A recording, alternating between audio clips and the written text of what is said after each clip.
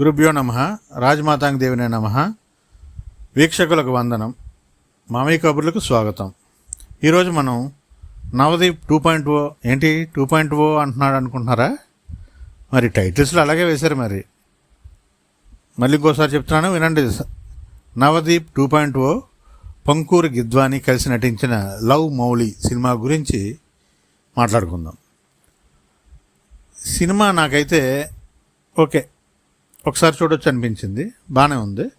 ఇక కథ విషయానికి వస్తే, నా అన్న వాళ్ళు ఎవరు లేకుండా పెరిగిన, తనకు నచ్చిందే చేస్తూ తనకు నచ్చిన విధంగానే ఉంటూ తన మనసులోని భావాలను బాధలను క్యాన్వాస్పై పెయింట్ రూపంలో బయటకు పెడుతూ లవ్ అనే విషయాన్ని వెతుక్కుంటూ ఆ క్రమంలో చివరకు తనను తానే తెలుసుకున్న మౌలి కథే ఇది.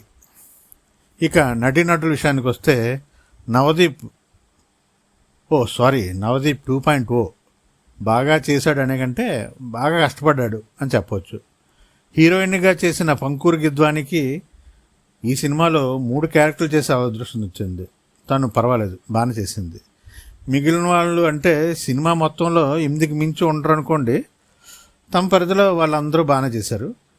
ఇక డైరెక్షన్ విషయానికి వస్తే డైరెక్టర్ అవనీంద్ర బాగానే చేశాడు.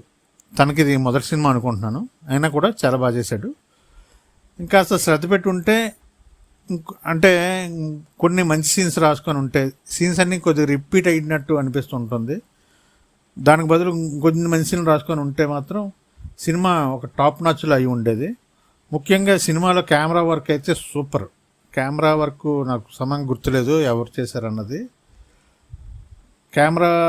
కెమెరా మాత్రం సిక్కు అందాలను ప్రతి ఫ్రేమ్లోనూ ఒడిసిపెట్టింది.